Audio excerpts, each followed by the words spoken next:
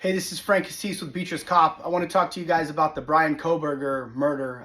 Everybody's familiar with the brutal murder back in November of 2022, the 4 University of Idaho students that were killed.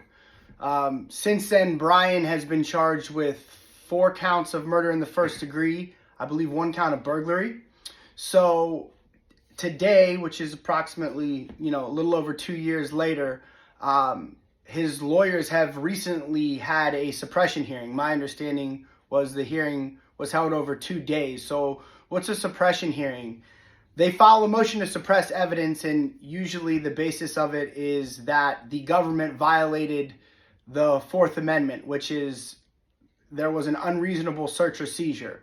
So from what I've read, they look to suppress DNA evidence, some data from Google, Amazon, Apple, AT&T.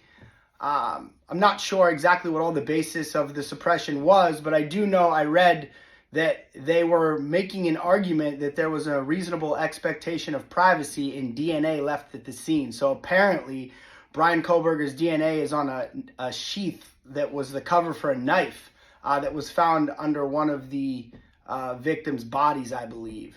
That's an interesting argument. I've never heard that before, and from what I read, it didn't seem like the judge was much swayed. But nevertheless, the judge took everything under advisement, so I'm sure in the next few days or week or so, there'll be a ruling. Obviously, in the event that DNA evidence is suppressed, and in fact the DNA was found at the scene of the crime, that would be a huge blow to the prosecution.